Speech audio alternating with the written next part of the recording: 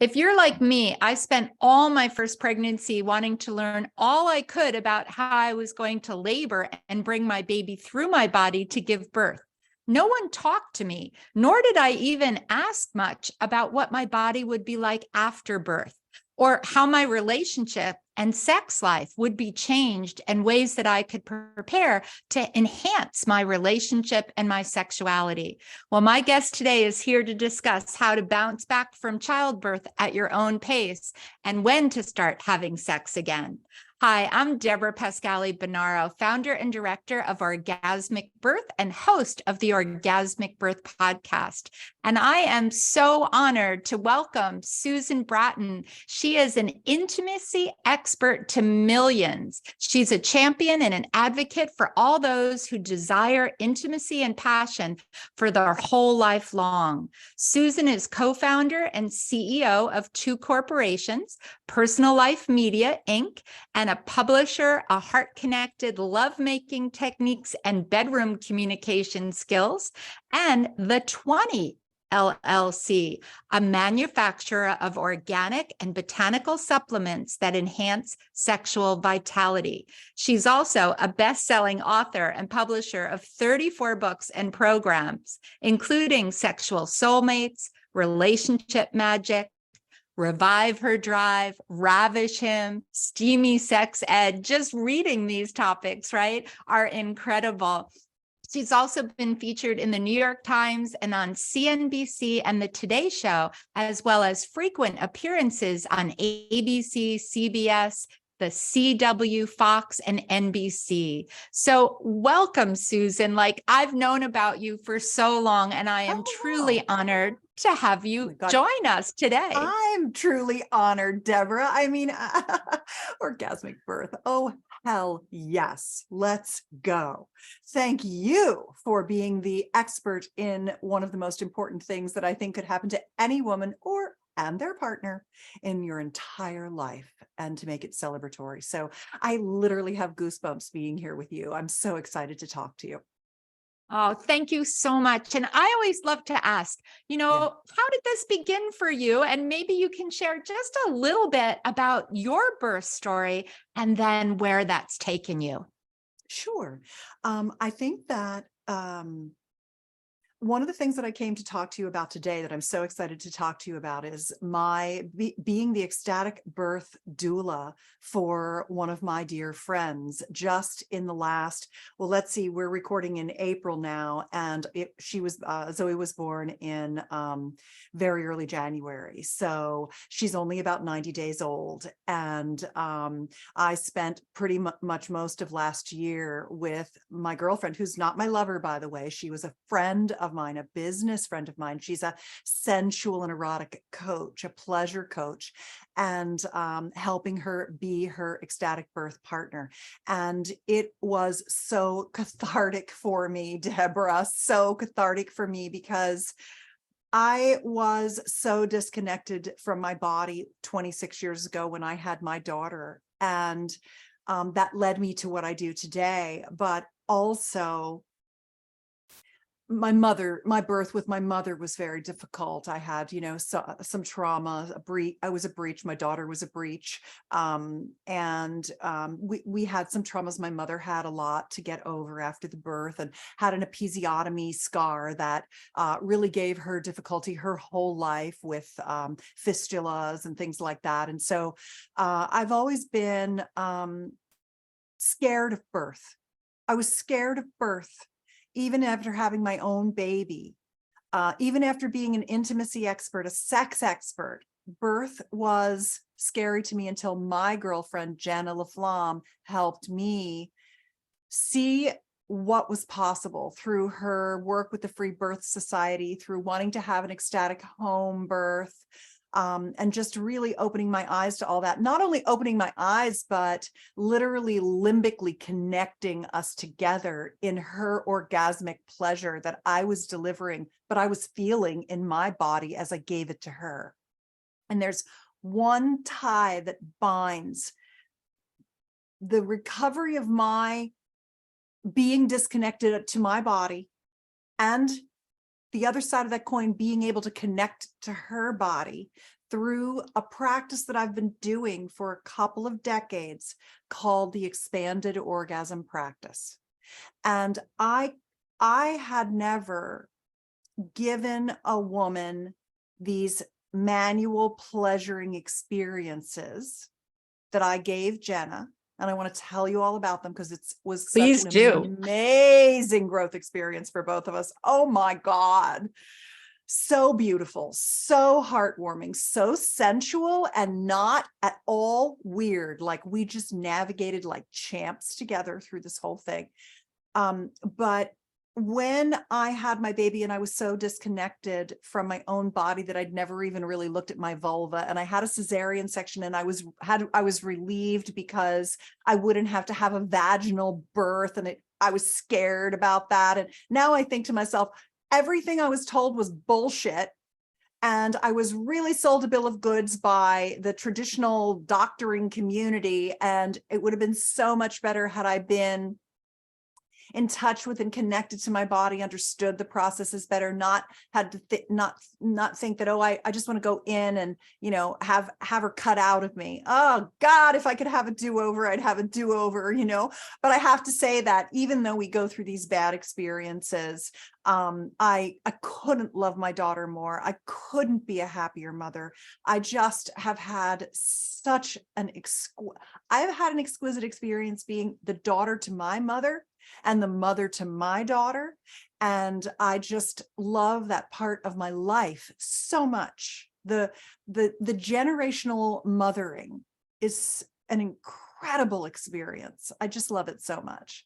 So I could go into a little bit about what this expanded orgasm practice was that changed my world and ultimately allowed me to be in this practice with Jenna. I think that maybe kind of the next place to go. Does that sound good? Definitely, because I want to hear it. And I'm sure everybody else is sitting there going, yes, yes, yes. I literally have goosebumps right now, just even talking about it. It was so precious and special to me. So right after, let's see, when my daughter was about 6 years old, and she knows all these things. So I'm never going to say anything that the other people involved don't know about. And I'm never going to speak on behalf of another person. I'm going to try not to speak on behalf of another person. I'm going to tell you my felt sense and personal experiences, because I just think that's the way to do things with integrity. And I'm sure that Jenna would be happy to come on your show and talk about her side of the experience as well. She loved it so much that we actually videotaped our experience as we went through it. And we took pictures of the experience when we would have our orgasmic birth massage dates. And even the night when she was laboring so hard, and I was trying to do everything I can to soothe her and to move her from pain to pleasure, the pictures of that are so exquisite. They're so exquisite. Two women supporting each other in that way. You know, you've seen these pictures, whether they're ecstatic birth or they're just two women helping each other through the labor. Beautiful pictures. And they're at OrgasmicBirthMassage.com. Jenna has documented everything and we're rolling out the videos. We're making it available. So anything that I say, if it's appealing to your listeners, there's more at ecstaticbirthmassage.com. So I almost lost my marriage when my daughter was 6 because my husband and I had grown estranged. And really, I'm just going to give you the net it out. Hindsight is 2020. I had some trauma, some sexual trauma as a child. My husband and I were, for the first decade of our marriage, kind of the blind leading the blind, doing the best we could with our sexuality. It was great for him and it wasn't great for me. He could have an orgasm from intercourse every time. I did that for over a decade without having orgasms and just didn't want to do it anymore. You know, it was like he tried everything to get me to have sex with him and I didn't want to do it. And I was just like, I would use every excuse in the book. And he felt so rejected that he mentally checked out of the marriage and he emotionally checked out of the marriage. He had serial affairs on the side for sex so he could stay in the marriage because we had a kid and we had a great marriage otherwise, but he wasn't getting his needs met. And I didn't want to have a sexless marriage, but I didn't know what to do. So when it all kind of came to a head one night after 2 gin martinis on our anniversary, and I told him the truth that it wasn't good for me. It had never really been good for me after the first couple of months, and that I didn't know what to do about it, but I didn't want to lose him. And that's when, before he walked out the door forever, we decided to get counseling and go to therapy and work on ourselves and learn some sex skills and go to some sex workshops. We went to these sex workshops and it almost instantly fixed our marriage. It was like, holy cow, if we just had people tell us what to do, it wouldn't have to be so bad. It would be so great. It was a renaissance in our marriage, and we made the commitment to start a company, essentially bringing all of the things you'd learn in a workshop and pleasuring techniques to people anywhere in the world who would never get naked and go to a sex workshop, which is pretty much everybody, as you can imagine. Yes, definitely. But I love that you reached out and you found solutions. So tell us more. What did you learn? So one of the workshops we went to, we learned what many people call orgasmic meditation. That is one flavor. Orgasmic meditation is one flavor of a clitoral stroking technique that puts women into an expanded orgasmic experience. It's a giving without expectation of getting. It is full attention on a woman's pleasure with no need for her to do anything, say anything, be anything, respond in any way. She could literally lie there like she was dead, as long as you knew she was having a good time, because sometimes women want to go off into an orgasmic space that does not make their bodies make noise or be loud. So I had never had that. I'd had a life like all of us of, I'll do this to you, so you do this to me. Quid pro quo kind of sex, patriarchal sex. Sex means intercourse. If you can't have an orgasm, I guess that's your problem, but I can have one, so we're still going to have like all the stuff that is screwed up about our sexuality. Well, not all of it. There's more, but those are some of the big ones.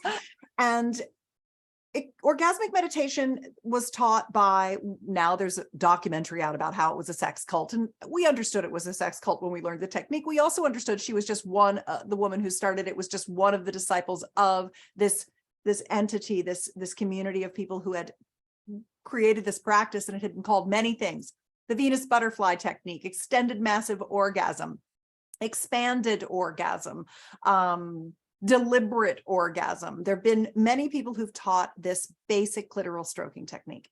So my husband and I learned it, and we were so empowered by it and so enamored of it that we worked with Dr. Patty Taylor, who got her PhD in female orgasmic potential.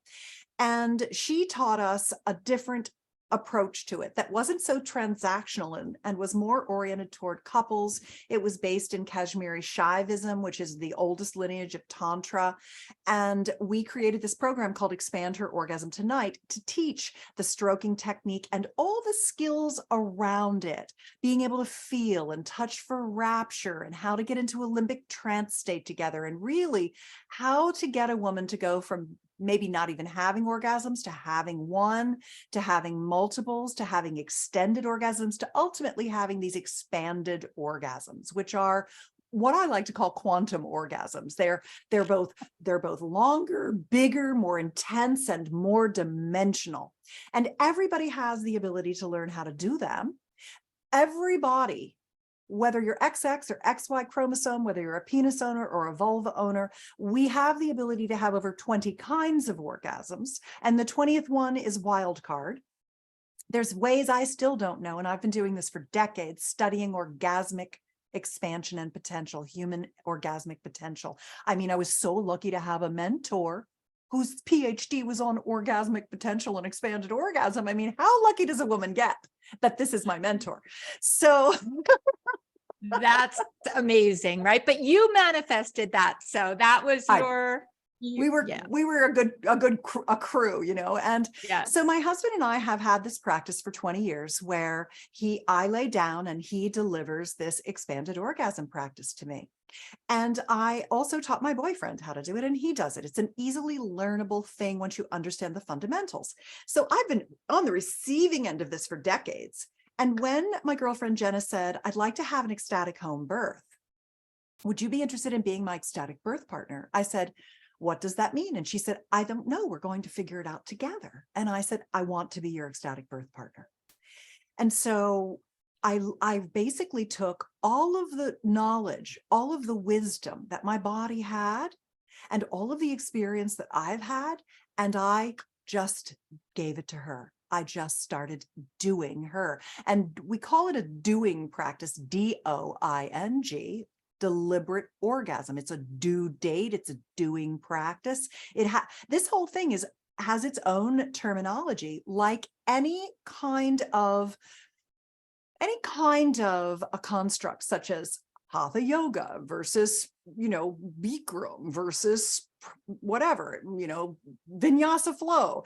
The same as you have jujitsu, or you have, karate, or everything has forms, and the forms use the body's operating system to create the experience, the given and expected experience. When you do these things in this order, in this way, the body will have this reaction. And in this case, expanded orgasm is a 5-stroke clitoral technique that gives the body these quantum gasms, teaches the body how to really be in sensation and feel pleasure at a level that most people never achieve.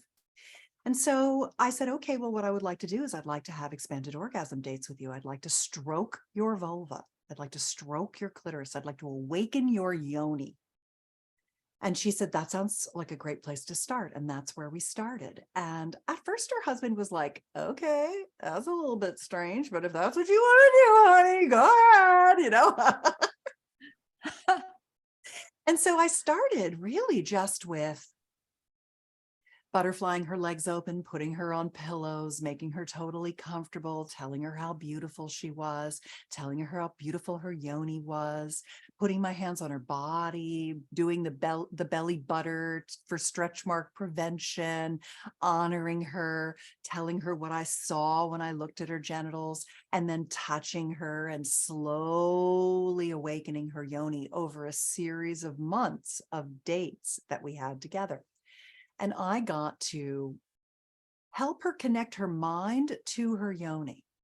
I got to tell her, I'm touching you here. I'm touching, this is the shaft of your clitoris. This is your mons. This is your outer labia. This is your inner labia. This is the seam between your labia. This is your fourchette. This is your introital sphincter, the opening to your vagina. This is where your urethral sponge, your quote unquote G-spot, comes out on the face of your vulva, the vestibule. This is your vestibule. And I would just name and then I would go inside her. This is the G-spot, but it's not really a spot. Do you feel the tube? These are your nerves. Here's your pudendal nerve system. Here's the perineal sponge. This is your anterior fornix. This is your cervix. Do you feel this? This is I'm touching the little os. Can you feel the little os? And over time, she got the mind-body connection. I loosened up everything. I relaxed her. I calmed her down. I had her tighten on my fingers, and then I had her release, and then I had her relax so she could feel the differences between those things. So she got like an ability to control her musculature. She would be able to go up her vagina inside and feel my finger in different parts of her vagina. So, and I expanded her sensation of all 3 of her erectile tissue systems, her clitoral structure, the crura, as well as the shaft and the glands, as well as the vestibular bulbs underneath her outer labia. I showed her her whole urethral sponge. I showed her and had her feel where her perineal sponge was. We did mirror work. And mostly what happened was I did a lot of different hand techniques to her, very simple things that I knew I liked. And one of the first times I did it to her, she said, I have never been touched like this before, not in my whole life, I am in my mid-40s and I have never been touched like this by anyone. I've only ever had the tip of my clitoris touched, but something's been stuck inside me. And I'm like, girl, I know. And that's bullshit. Right. Right. So I just kept expanding. Some days she would want a lot of external stimulation. Other days she would want a lot of G-spot. There was one day when she just could not get enough G-spot pleasuring. There were some days when she was really wanting deep tissue massage inside the whole vaginal area. You know, a lot of times I think, again, patriarchal vestige of our sexuality, we think about our vagina, especially because it's called the birth canal. We think about it as being an inside out penis, like a sheath, but it's a pocket. It's a beautiful, stretchy muscle that goes all inside us. You know, it's quantum, it's dimensional.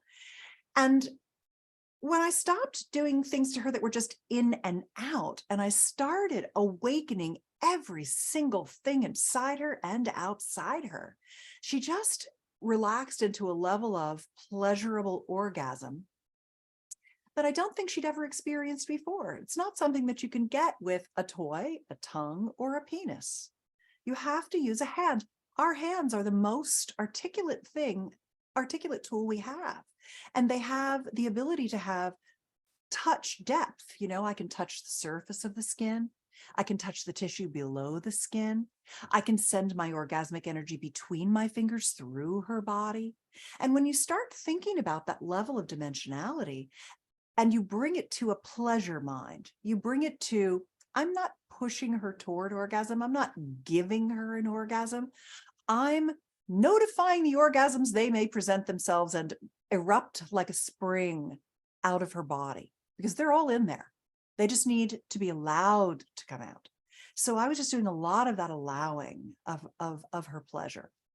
And it was never, not 1 second, weird together.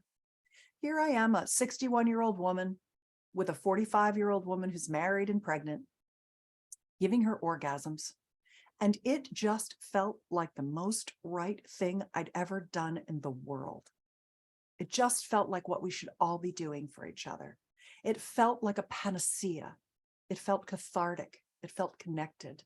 And we just learned. And when I got to the point where when I was giving her orgasms, I was having them myself. Because one of the things that I've done over the last 20 years is I've focused on expanding my own orgasmic capacity. I call myself an orgasmonaut.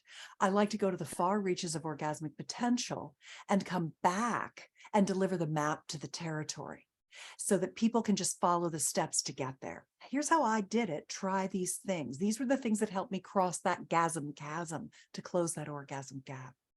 So I have to ask, yeah. how did this unfold in labor? So what was her labor and birth like? Where did this bring you? Yep. So she really wanted to have a home birth. The problem was right at the end. I want to say one more thing about the experience before I go to the end. And that is that one of the really beautiful things was me telling her how her body was changing as her vulva ripened, as her cervix ripened, as I could just feel everything changing, like to go from not even being able to tell she was pregnant to this giant belly and this voluptuous yoni was just so magnificent, man. I can't believe anybody wants to miss that unfoldment. You know, it was just so incredible. So she got right up. She went 45 weeks. At the end, I started taking her to the hospital and I said, you know, I just want, let's get the amnio measurements. Let's get, you know, check the heartbeat, and started getting people to take her every 2 days because she just really wanted to wait until she started going into labor and she wanted to have the baby at home. And at the point where she was fine right up to 45 weeks. There was no problem. No, wait, are you really saying 45 weeks, not 40 weeks? I'm saying 45. Wow. I've never met anyone at 45 weeks. So that's incredible in itself. Nor had anyone in Marin Hospital. And they made her sign the papers. You're going against our advice to leave the hospital. They want to take that baby out at 44 weeks, at 43 weeks, at 42 weeks. They wanted her out. Right. And she's like, I don't know. I feel great. The baby seems to be active and doing well. Nothing seems to be a problem. The heartbeat is great. The fluid levels are high. Everything seems good. I'm just going to go with my gut and wait. The minute I don't think something's right, I'll go immediately to the hospital if it must. Well, at the end, she tried for 3 days to dilate and just could not get it going. ended up going in. And I was so glad we would taken her to the hospital, because she was afraid of the hospital at first, because she was so oriented toward home birth. She had her pool, she had everything. And so when she got there, they said, we really would like to, you're not dilating and we need to get baby out. Now the heart's starting to go. Now the fluid isn't looking so good. Now the signs aren't great. So let's get it going. And she said, okay. She cried and cried. She wanted to have that baby at home so badly. And I was not there. I could not be there for that part of it. There was no orgasmic birth moment, but I don't feel like just because the moment that the baby came out wasn't orgasmic doesn't mean her entire experience wasn't her entire experience, except for a couple of hours, was orgasmic. Right. So Totally. that counts. Yep, exactly. You Yes. do what you got to do. And we say, yeah, orgasmic birth is broad enough for people birthing in their way and their power and bringing in that joy and love and connection. So certainly she did that. So I know that you also talk a lot about, and I mentioned it up front, that a lot of people give birth and then like, what happened to this body, right? I remember looking down and going like, whose body is this? And hadn't really thought about sexuality and healing. And I know you have some powerful tips there too for us. I do. So yeah, I mean, you're like, oh no, my boobs look like weasels in tube socks. I can barely go up and down the stairs. Up my bones and ligaments are, my ligaments are so loose. I've got this saggy belly and a cesarean scar and whatever. You got all this stuff. My hair is falling out. You definitely do go through some transitions. The good news is you bounce back. You get through it and you bounce back. It's only temporary. So, that's a nice piece of birth, is that it doesn't last forever. Right. The things that so specifically, are you ask me the question again. What can we do after the birth for our body and our sexuality? Yep. Okay, good. So it's interesting that it could be all over the map. I never know what a person's issues are or what their desires are. But I do think that there's some generalities. And the generalities are that there are some women who are just like not interested in having sex at all.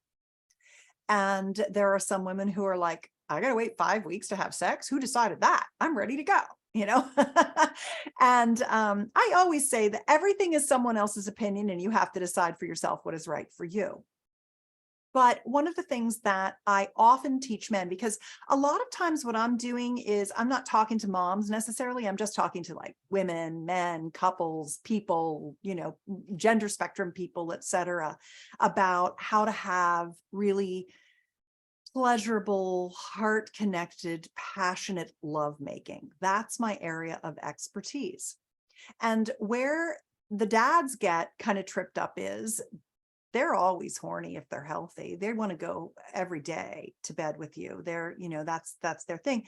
And so they don't understand why we're not like that. And what they don't understand is that our arousal windows are much longer than theirs. They are often, when we're talking about healthy people, no matter what, men's arousal is much quicker than females. And I don't say that it's in every single couple. It's not. Everything is a spectrum, but those are generalities because of his testosterone dominance and her estrogen dominance. That estrogen is a worrywart molecule. We need to feel safe. We're not turned on automatically. We need to get warmed up. We've got 20, 30 minutes to get fully engorged clitorally. We have as much erectile tissue as men, but it takes a lot longer to get the blood flow into our pelvic bowl than straight down his penis. So guys don't know that stuff. They don't know we have as much erectile tissue. When they're ready to go, they think we should be ready to go, and they get frustrated that we're not, and they take it as rejection or victimhood, because those are the two emotions that men are allowed to have, which is ridiculous too. That's a ridiculous part of our society as well. And so I spend a lot of time explaining to men how to slow down and connect in their heart with their woman and bring her into the hold, to the hug, to the love, and to slowly allow her body to warm up. And I think there would be a lot more women postpartum who wanted to be intimate with their partner if intimacy didn't always mean sex, and by sex, if sex didn't always mean intercourse. Men are Yes. very intercourse focused because it feels good to them, but they also have intercourse with us like we're a dude. They don't understand it's not an inside out penis. They just don't understand that. And so I don't place blame. I just say what people don't understand and teach that to them, so then they understand. And I think that sex as an intercourse is also a patriarchal religious artifact, because sex is for procreation only according to the church, right? And so that's what sex is. You should have sex, you should go forth and multiply and all that stuff. And so then we're really focused on intercourse.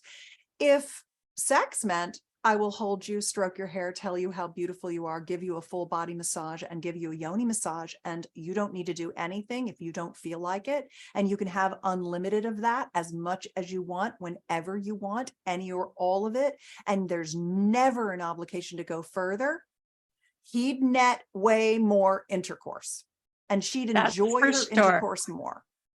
So I do think that you have an opportunity when you have a child to reset the way things have been, now that you know you could do this instead, which is, I'd like it to be something where I'm always available for my vulva to be massaged.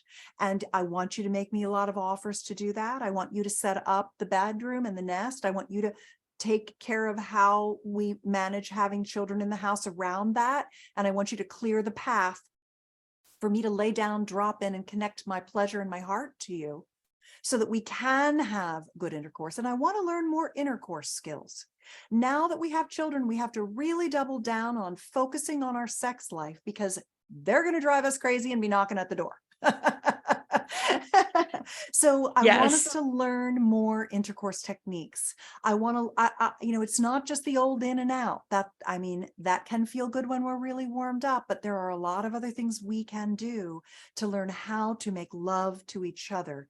And I'd like to keep working on our sex life together, so we don't lose intimate connection. So I don't stop wanting you for sex, because we can start right here and right now with you learning and me allowing and being willing to go through the learning curve with you of good yoni massage and yoni pleasuring. I love it. Susan, you are amazing. You Oh, gave all of our listeners, right, so much to take in today, to consider how they can bring it into their own lives and enhance their own pleasure, their orgasmic birth, and their better sex and intimacy postpartum. How can people get in touch with you? Can you share your websites, your information? And we will be putting all this in the show notes too. Yes, there was one thing I wanted to give all of your listeners, and that is at arousalsecrets.com. I've put together a video and a PDF that's free, where I explain how your arousal systems work and what it is you need that you haven't been getting, so that you don't think there's something wrong with you, and that you can teach all your lovers throughout your life how to pleasure you in the way that will call you toward your orgasmic potential. That's at arousalsecrets.com. The way that you can get a hold of me is if you go to Arousal Secrets, or you go and you opt in for that, you'll be on my newsletter, and you can reply to any email that you get, because I get all the replies. I have a care team that's been with me for over a decade, but I see all the personal messages first. They don't go to someone else. And so if you have any questions about anything about your sex life, you're welcome to ask me, because that's what made me good at what I do. I'm not a therapist or anything. I'm a publisher of passionate lovemaking, 44 books and programs by my count now. So that's one way. The second way is you can slide into my DMs and ask me questions there. I'm on Instagram at Susan Bratton, SusanBratton, Susan Bratton, and I'm happy to help you and meet you wherever you are. So there you go. And then of course there's Ecstatic Birth Massage. That's Jenna's and my video series that's on Jenna's website, and you can get that too. So, you can opt in for it now. The videos are being edited. Yeah. Well, I can't wait for those for sure. Well, thank you so much for joining us today. For everyone that's here with us, we'd love to hear your biggest takeaway. As always, please tag us on Instagram. And we thank you for following us on our Orgasmic Birth podcast and look forward to having you join us for our next episode. Wishing you all pleasure.